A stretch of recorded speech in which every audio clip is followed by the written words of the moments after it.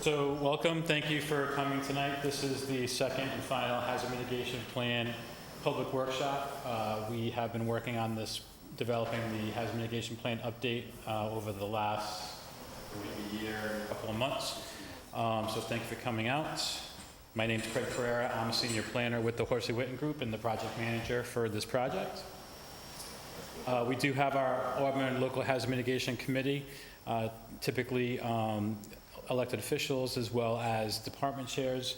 And these folks have been the folks that I've been meeting with over the course of the last year plus in local hazard mitigation committee meetings to pull this update together and to get the information necessary for the submission. So why hazard mitigation planning? The Disaster Mitigation Act requires that all communities must have an approved multiple hazards mitigation plan in place in order to qualify for a future federal disaster mitigation grant, so FEMA funding. FEMA defines hazard mitigation as a reduction or elimination of long-term risk to life, property, and the environment. And they define natural hazards as any event or physical condition that has the potential to cause fatalities, injuries, property damage, infrastructure damage, agricultural loss, damage to the environment, interruption of business, or other types of harm and/or loss. So as part of this update, we developed a mission statement for the hazard mitigation plan update. The purpose of the hazard mitigation plan is to preserve the quality of life, property values, natural, historic, and cultural resources of the community by mitigating existing and future natural hazards impacting the town to foster a sustainable, resilient future for Auburn. As part of this update, we also developed 5 goals, and these goals are intended to be broad brush and overarching and not specific. So the first one is to protect the public's health, safety, and welfare. Number 2 is to reduce property damages caused by natural hazard impacts. Number 3 is to minimize social distress and economic losses and business disruptions. Number 4 is to provide an ongoing forum for the education and awareness of natural hazard mitigation issues, programs, policies, projects, and resources. And number 5 is to adapt to and mitigate for the existing and projected impacts of climate change towards a sustainable, resilient community. So the mitigation process has 4 primary elements: assess risks, establish goals, identify projects and actions, and update and maintain the plan. The first thing that we did was assessing risks, and we went and developed the hazard risk profiles for all the different types of hazards that this plan update will cover. We then established those goals that I just read off, and then as the project evolved over time, we were able to identify a number of projects and actions which you'll hear about tonight. And then we just had to provide some information that's required as far as how the town of Auburn plans to update and maintain the plan once it is adopted by FEMA. Outreach and coordination over the duration of the project. We have a project webpage that's been hosted on the town's website.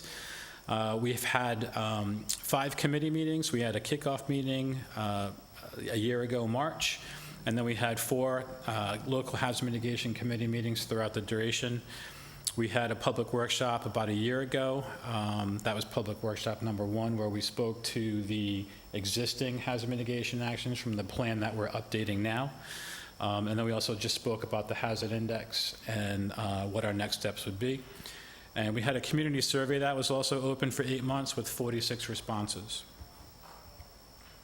So this is the first part that I mentioned. This is assessing risks, the hazard index. So here is our hazard index. It has all the different types of hazards categorized by type, and then each individual hazard. We are required to evaluate and assess all the same hazards that the state hazard mitigation plan has in their plan. If for some reason it's not necessarily applicable to Auburn because of frequency of events, then we can just certainly call that out in the plan, and we've done that. So these are all the hazards that we did evaluate. The first column is frequency, so we have a FEMA criteria categorization that we used to identify what the frequency for these events are. Part of that is based on the committee's local knowledge and their experience in the community, but there's also a database that's hosted by NOAA National Climatic Data Center that has a record of all the different types of hazard events that have happened over time, as well as what the impacts of those risks are, whether they are transportation disruptions, they could be injuries, they could be fatalities. They don't always have information on every single hazard, so that's why we have this Hazard Mitigation Committee pulled together as well, so that they can sort of supplement that information that we can't find. One of the hazards that's very new to all hazard mitigation plans in Massachusetts is changes in groundwater-related hazards. That was identified in the most recent state plan last year, which is why we had to bring it into the discussion here. So from this table, you can see that changes in groundwater is the number one, 9 out of 10 hazard impacting the community, followed by inland urban flooding and heavy rain, which is a 7. Blizzards, snow, nor'easters, also a 7. Ice storms, a 7. High winds, which is also a 7. And extreme heat, which is also a 7. Part of our process also was to do an economic vulnerability analysis. So essentially we took and this is done via a GIS or a digital mapping platform.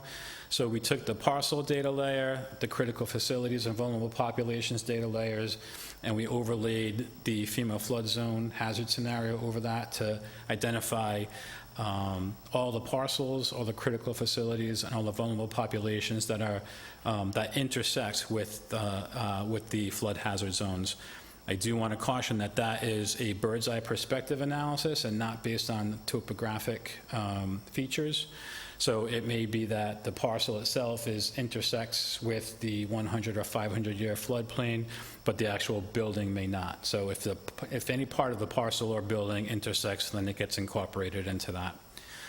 Another piece of the economic vulnerability analysis was the committee reaching out to the state floodplain coordinator to identify the current list of national flood insurance policy holders. So right now, there are 30 policies in place for the town. There's just over $9 million in coverage for FEMA 100-year and 500-year. The town does have one repetitive loss property as well. So the impacts from the FEMA flood hazard zones that we did look at include the 100-year. There are 659 parcels that, during that overlay analysis, intersect with the 100-year flood zone at just over $386 million. And 500-year floodplain had 145 parcels that intersect at just over $80 million.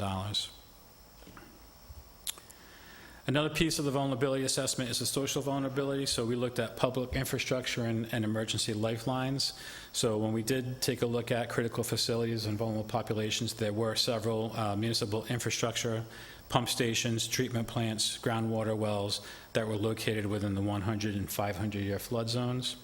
Transportation system, we did a desktop analysis that just looked at the intermittent roadways that also intersect or cross over with that 100-year and 500-year flood zone. And then we also looked at vulnerable populations, so various environmental justice block groups and municipal buildings are located in the 100 and 500-year flood zone.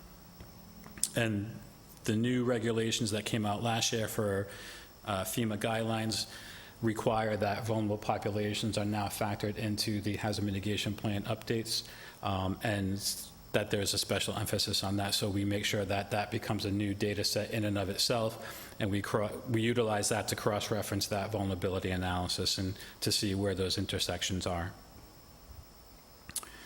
Mitigation strategy, so this is really the bulk of the hazard mitigation plan update. These are the actions that are included in the hazard mitigation plan. If they're in the hazard mitigation plan, and once that plan is approved by FEMA and adopted by the town, the plan will be active for 5 years, which is the typical planning horizon for an HMP. And then the town, as long as the action is included in your plan, then the town will be eligible to apply for funding to mitigate that issue.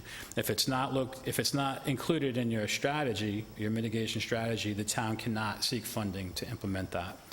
So when we did identify those mitigation actions, we started out by looking at the 2017 plan any of the actions that the committee identified as not completed and still valid, those got carried forward into the plan, and that was the first step of this mitigation strategy. We also did a capability assessment, which looks at all the plans, studies, and reports that the town has accomplished since the last plan was completed and adopted. And anything that's applicable to hazard mitigation, we brought over and carried that into this plan. We had the online survey. We also looked at our company's experience working with other communities as far as any changes in any state legislation or any kind of trends that are happening. And then also with local hazard mitigation committee coordination. So as we were meeting and people were bringing up issues, we were documenting that and included that into our strategy. So part of the process also is to categorize mitigation actions. We want to make sure that the hazard mitigation plan is a living document and is easily used and easily referenced by folks. So we made sure that we put mitigation actions into these 6 different categories. So planning and prevention, property protection, natural resource protection, structural projects, emergency services, and public education and awareness. The end process to our strategy was we are required to conduct an abbreviated cost-benefit analysis. So we use FEMA's STAPLE method, and STAPLE stands for social, technical, administrative, political, economic, and environmental. So for each of the actions that I'm about to go through, we as a committee sat down in our last meeting and we had to weigh the costs and the benefits for each of the mitigation actions so that we can show FEMA and MEMA that the town has gone through a process to review and included mitigation actions that are not only relevant to just strictly Auburn, but are also achievable in some point, whether it's just staff time, or low-hanging fruit, or significant funds that are required from FEMA. We had to assign timeframes for that. So again, a hazard mitigation plan has a 5-year planning horizon. After 5 years, it'll need to be updated again. So we have short term, 0 to 6 months, medium term, 6 to 18, and then long term, 18 to 5 years. We also had to assign estimated cost ranges. So staff time, minimal would be under $5,000. That would be your low-hanging fruit. Moderate would be $5,000 to $25,000, and then significant cost would be anything over $25,000. So this is our mitigation strategy, and we have them separated out, as I mentioned, by categories. So each action has a specific number, and then the red font actually identifies where that mitigation action comes from, partly for the local hazard mitigation committee when we were reviewing things, but also for the general public so that they can see that we have looked at all the plans, studies, and reports over time that the town's completed over time and brought those over into the hazard mitigation plan. The ultimate goal for the town should be, once this hazard mitigation plan is approved by FEMA and adopted by the town, as any of these other plans get updated or new plans become created, that they're carrying these mitigation actions over into that plan as well. The more that the town can show that folks in the town have vetted these mitigation actions across multiple demographics and multiple platforms, the stronger your argument is and the more teeth your application will have with FEMA. So the first category is public education and awareness. Action 1 comes from the Open Space and Recreation Plan to increase public awareness of the merits of open space preservation, conservation, particularly the benefits accrued for future generations. Action number 2 comes from best management practices to protect drinking water supply areas, to conduct public outreach. So utilizing best practices for winter storm maintenance activities, particularly with commercial and industrial sites, and then best practices related to outdoor storage of materials on commercial and industrial properties, particularly hazardous waste products. Action number 3 also comes from the best management practices to protect drinking water supply areas, installing signage. So evaluating potential modifications to roadway signage which may better prevent the frequency of vehicular accidents, and then install markers at high priority stormwater outfall locations to allow individuals to more easily locate the locations in the field. So this action really speaks more to groundwater protection wells and their proximity to major thoroughfares or roadway network within the community. The next category is property protection. So action 4 comes from this process, our hazard mitigation plan update. So this is part of that vulnerability analysis overlay that I mentioned earlier. Ensure that critical facilities are adequately protected against flood-related hazards. So there are various municipal water, wastewater infrastructure located within both the 100 and 500-year flood zone, as well as the fire department headquarters being located within the 100-year flood zone. Action 5 also comes from our HMP risk assessment. So our process, coordinate with Aquarian Water Company to ensure that critical facilities are adequately protected against flood-related hazards. So again, it's groundwater protection wells that are located within the 100-year flood zone. Continuing with property protection, action number 6 comes from our process, the hazard mitigation plan update. Coordinate with the Century Sportsman's Club to ensure that critical facilities are adequately protected against flood-related hazards. So again, groundwater protection wells that are at risk or vulnerable. Moving on to natural resource protection, action 7 comes from the open space and recreation plan. In an effort to protect the town's water resources for the purposes of drinking water supply and recreation, considering both water quality and public awareness regarding the importance of Auburn's water resources. So permanently protect additional land area within the town's watersheds and protect potable drinking water for and from current future growth. Moving on to natural resource protection, action number 8, open space and recreation plans, improve the maintenance and management of recreation facilities. So incorporate native and drought-tolerant plants and recreation facility landscaping, modifying subdivision regulations to require native and drought-tolerant plant species, and continue to improve driveways, walkways, and parking lots, including drainage issues at the town's park and playgrounds. Action 9 comes from the 2019 master plan for the town to update the aquifer zoning bylaw, which includes flood-proofing pumps and water purification and protecting against power loss. Number 10 comes from the Auburn master plan again. Protect forests, wetlands, fields, and ponds from the harmful impacts of invasive species. So provide education to municipal staff about the identification, management, and removal of invasive plant species, which is also one of our hazards that we profiled. Prohibit the planting of any species listed on the most recent version of the Massachusetts Invasive Plants Advisory Group. And then create a recommended list of plant and tree species for developers and business owners to plant during construction and upkeep of their properties with the intent to limit non-native species and reduce the risk of invasive species.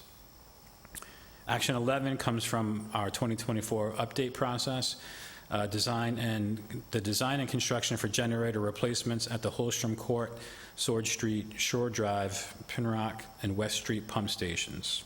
They're all in need of replacement. Structural projects, action 12 comes from the 2018 plan report card that was not completed, but also was identified in the 2019 master plan for the town to investigate the feasibility of building a municipal fuel pumping station, do a design, and then build a facility on town property.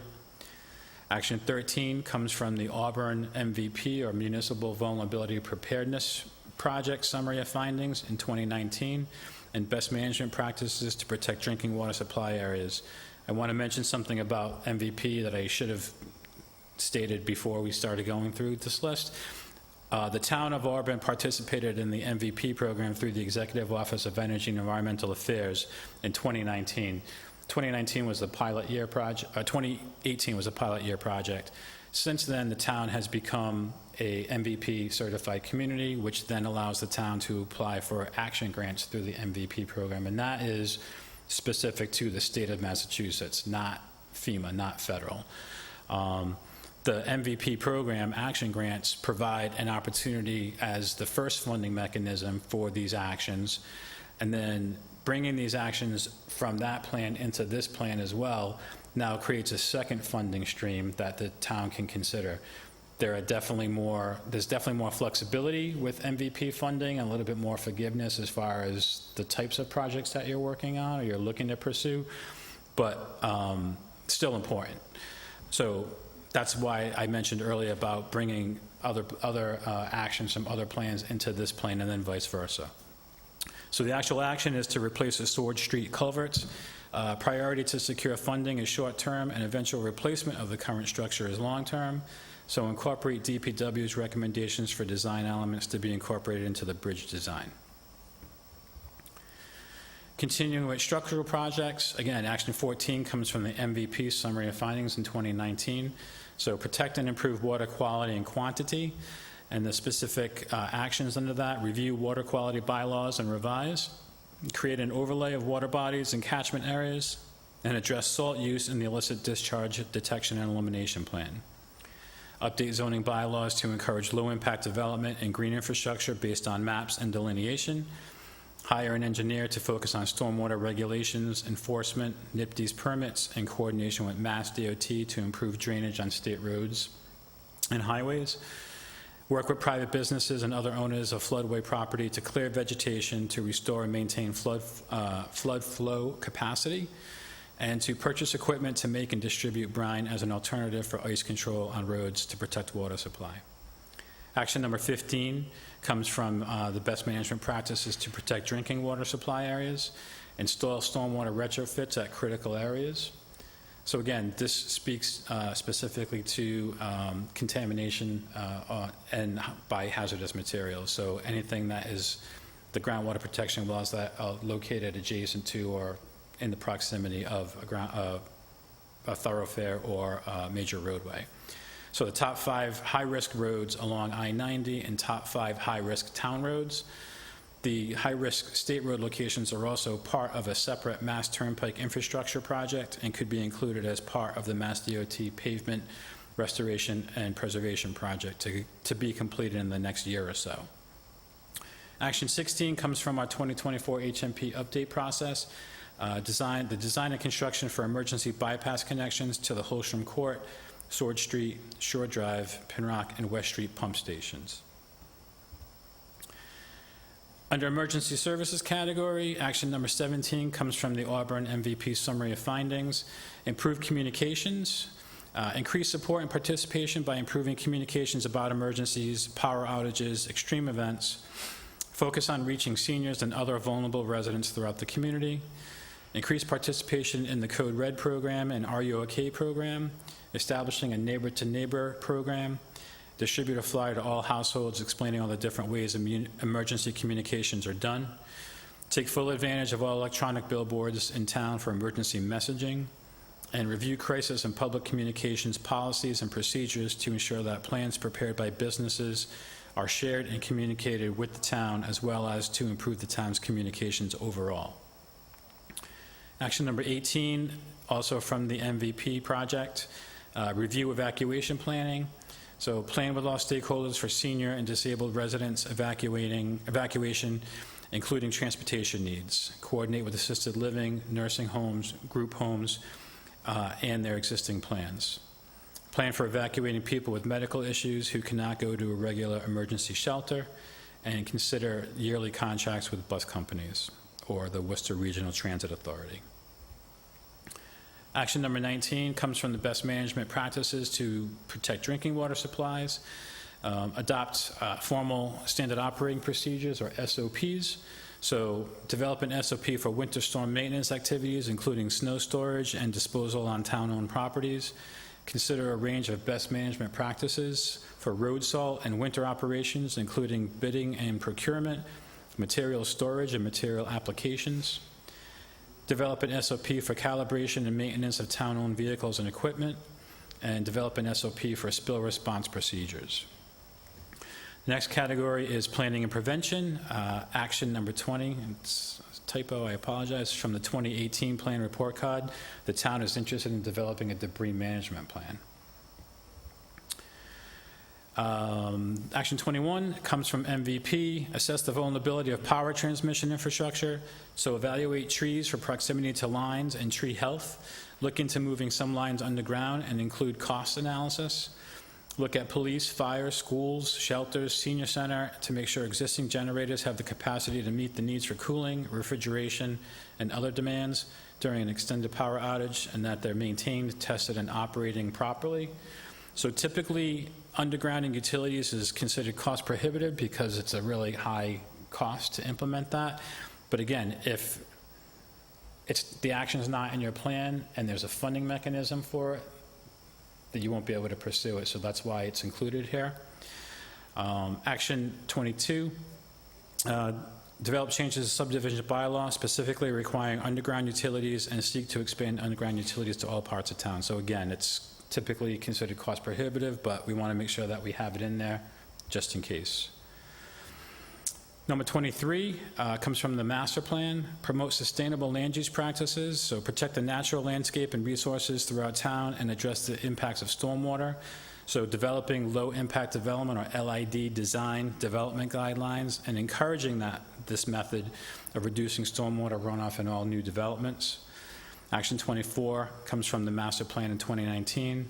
Improve the sustainability of town operations during emergency situations and prepare for the effects of climate-related events. So update and maintain the town's comprehensive emergency management plan. Pursue grants through the Massachusetts MVP program to combat the effects of climate change.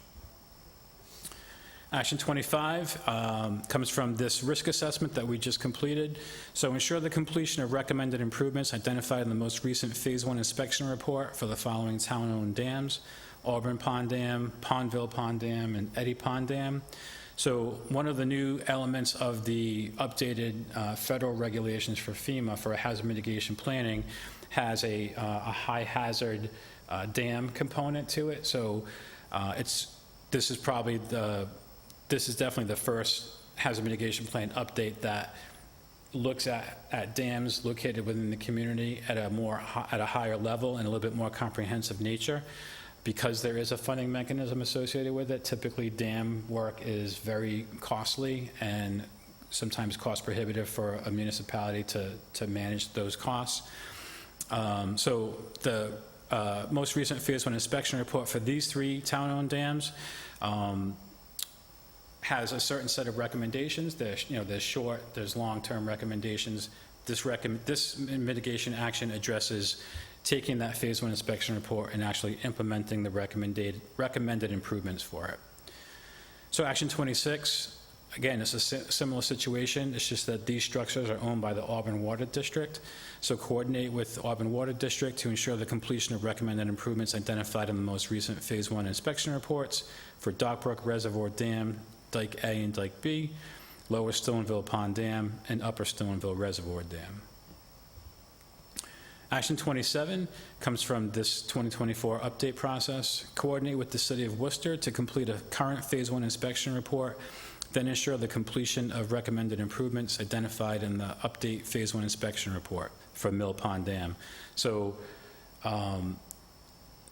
the Office of Dam Safety for the state of Massachusetts has regulations as far as when the frequency for a Phase 1 inspection report needs to be done.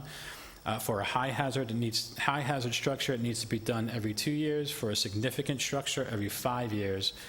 And for a low hazard structure, it's every 10 years. So the current Phase 1 inspection report is out of compliance right now. So even though the town of Auburn doesn't necessarily have any teeth to make the city update that Phase 1 inspection report, we're putting a mitigation action into the plan to make sure that there is coordination over the next 5 years, so that hopefully the City of Worcester will in turn make that improvement as far as getting the Phase 1 inspection report updated and then getting some of the work completed. I do want to note that the emergency management director from Worcester did reach out as part of the public comment period, asking if the City of Worcester has been responsive to the town of Auburn. I directed him to you, Adam, because that's not information that I have.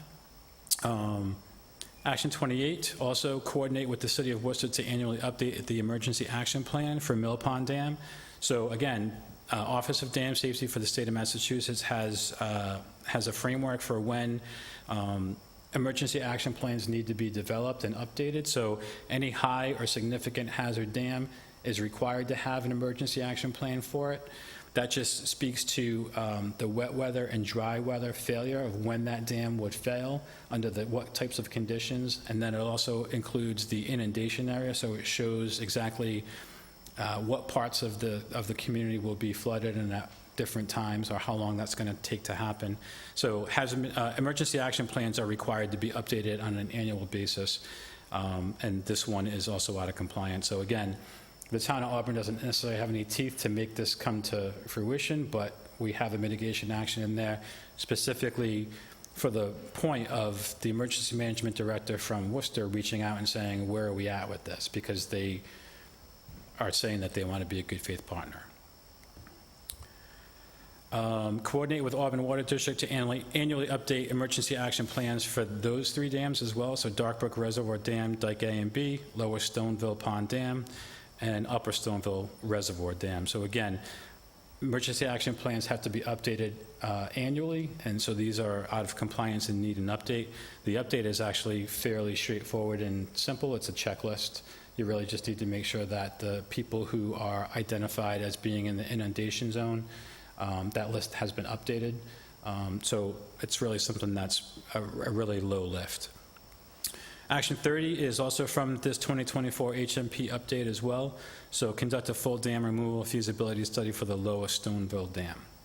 So I just want to comment that none of these actions hold the town responsible for getting any of it done.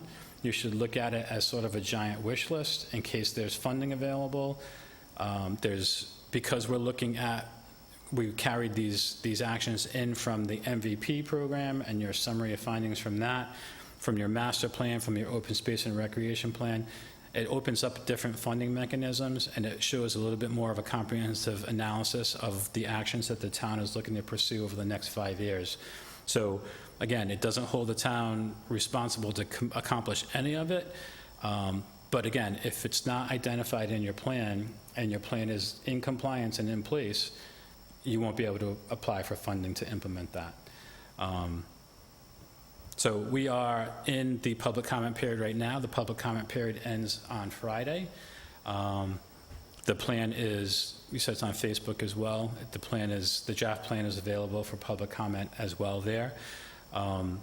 Adam has sent the draft plan around at the beginning of the public comment period to all municipal departments, boards and commissions. I sent the draft plan around to all the adjacent communities, which is a requirement of MEMA and FEMA, so that adjacent communities have the opportunity to weigh in on the plan. And after Friday is the deadline for public comments. I will take all the comments that have come in. I'll send those out to the local hazard mitigation committee, ask them which ones they want me to address. Sometimes we just disregard some comments because it's not necessarily applicable to a hazard mitigation plan update. Sometimes the general public doesn't fully understand what's behind a hazard mitigation plan. And then we hope to have a draft plan sent to MEMA by September 27th. We will develop, MEMA requires a plan review tool document to accompany that draft plan. And that essentially is just a separate document that sort of facilitates the review by MEMA and FEMA, letting them know where all of the required elements are located in the draft plan. We certainly have already gone and met the minimum requirements, but we've gone above and beyond as far as the content of the plan update as well. Project schedule, as far as we will have that sent by September 27th. MEMA has a 45 to 60-day queue to review that draft plan. 2 things will happen. They will either approve the plan and forward it on as is, forward it on to FEMA, or they will send a letter back saying that there are either required revisions or requested revisions. And again, I will make the required revisions. Any of the requested revisions I will send back to the local hazard mitigation committee and ask them to weigh in on that. A lot of times it really comes down to just wordsmithing and semantics with comments from state and federal regulators. Once that plan goes to FEMA, FEMA then has a 45 to 60-day queue as well. MEMA has not been taking the full 45 to 60-day opportunity, which is great. FEMA pretty much uses the 2 months. But then once the plan comes back, approved pending adoption, Adam will get a letter from FEMA stating such. And then from that date forward, the town of Auburn has 1 year to formally adopt the plan as approved by FEMA by signing a resolution that the plan's in place.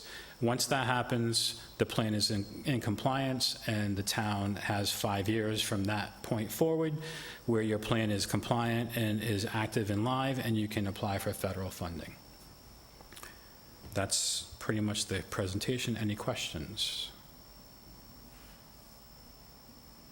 Greg, we're about 2 weeks into the comment period. Have you received any comments to date? I received that one comment from the emergency management director in Worcester asking about the dam, I think it's Mill Pond Dam. And I just got an email today from the emergency management director in Oxford just acknowledging receipt of the draft plan and the opportunity to provide comment.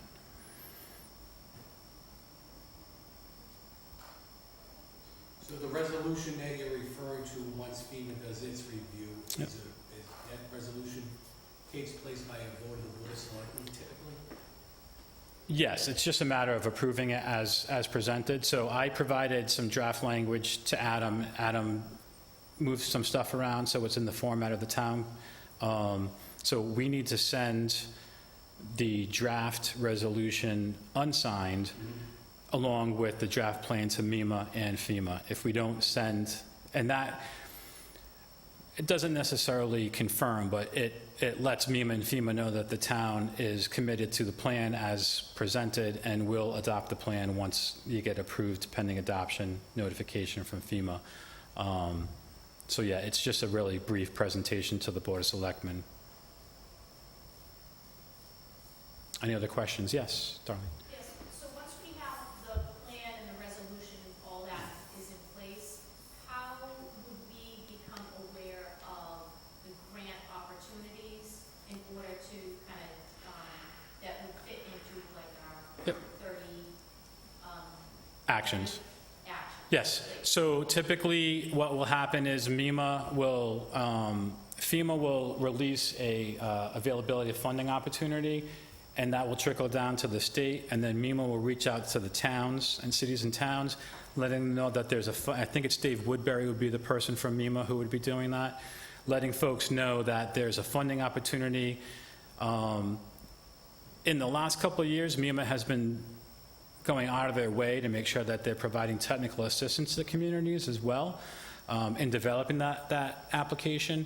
The one thing that is challenging is that a FEMA application for federal funding to implement a hazard mitigation action from your strategy requires a full-blown cost-benefit analysis, not the abbreviated cost-benefit analysis that we did as part of the HMP update.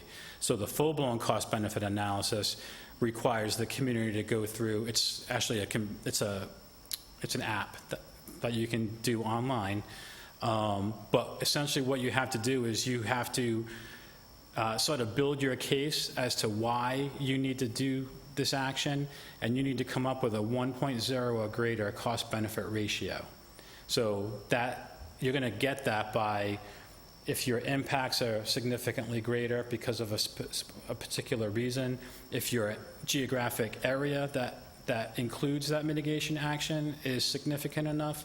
And what typically happens is that towns will get a hazard mitigation plan in place and it's compliant, and then a funding opportunity is announced, and it's a quick turnaround time, and communities don't have the capacity internally to pull together that cost-benefit analysis. So my recommendation would be, if there are actions that have become high priority actions for the community, start working on those now. And I get that everybody's overwhelmed and understaffed and over capacity, but start building your case now. Start documenting if it's a flooding issue and there have been losses in the community, start documenting and collecting that and putting it in a separate file. Start taking photos of all the events that have happened and put that in the same file. So start to build your case so that when you do get that notice of funding opportunity, you're not starting from scratch and you've got 30 days to turn around an application. And just a follow-up to that, is there,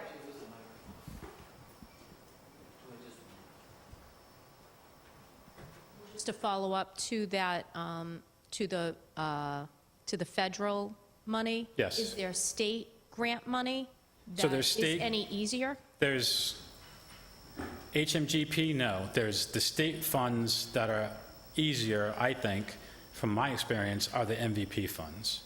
And there's also, right now, MVP, through the Executive Office of Energy and Environmental Affairs, has a MVP 2.0 pilot project going on right now, where they are, so MVP 1.0 is what the town became a certified MVP community under, and now you're eligible to apply for action grants.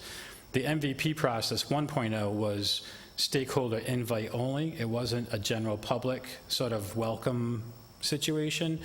And the state has now determined that they have maybe inadvertently omitted vulnerable populations and folks who are typically disadvantaged or left out of planning initiatives.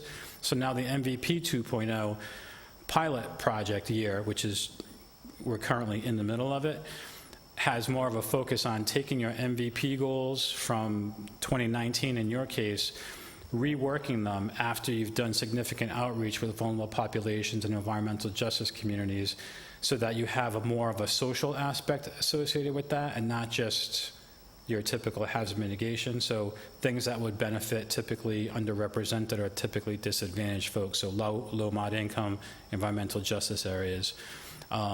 So when you do apply for an MVP 2.0 project, you actually get the funding to implement the pilot project, but then it comes with a $50,000 reserve. Once you've gone through your MVP 2.0 process first, and the result of that would be to identify a project that the town wants to implement. That $50,000, once you get to that point, that $50,000 is then unlocked, and the town can actually implement that project. So I would say MVP is your best bet for state, and HMP is definitely federal. At the same time, the other reason to bring mitigation actions from other plans is your open space and recreation plan, accessing CPA funds, accessing all other different types of mechanisms that other plan studies and reports are tapping into, and bringing your hazard mitigation work into that as well. And I also will say that MEMA and FEMA they're sort of big on regional collaboration and partnering. If there's a community that you've worked with in the past and it's been a successful project, or you think you might want to work with, then it's another way to expand that cost-benefit analysis, that geographic context, and get your 1.0 cost-benefit analysis ratio above 1.0. And typically, if you don't get above 1.0, it doesn't mean that it's a deal breaker, but it's probably not likely that it will get funded immediately. But it also serves as an indicator to the community that you can go back, you can rework your loss numbers, you can rework your geographic context and maybe include other areas in the community so that you can achieve that 1.0. And then also sometimes when the federal funding is released and not fully accessed, which actually does happen all the time, there will be another ask and another notice of availability of funds that MEMA will put out to cities and towns for another round of funding. So you can still do the same application if you didn't achieve that 1.0 cost-benefit ratio. You can start building that case again to make sure that you get over that threshold. Yes?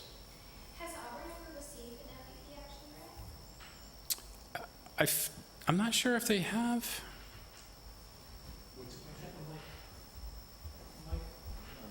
Nobody wants it, so 2 weeks is from now. We received 2 action grants in the past, one looking at water quality across the town and one looking at some preliminary engineering of a failing culvert.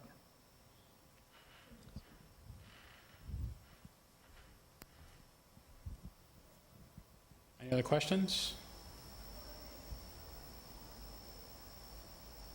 All right. Thank you for your time tonight. Again, the draft plan is available on the town's website. The public comment period ends on Friday. My contact information is available there, so you can submit your comments directly to me. And again, once we close the comment period, I will provide all the comments that came in to the local hazard mitigation committee, and we will modify or revise the plan before we submit it to MEMA, hopefully on the 27th of the month. Thank you for your time.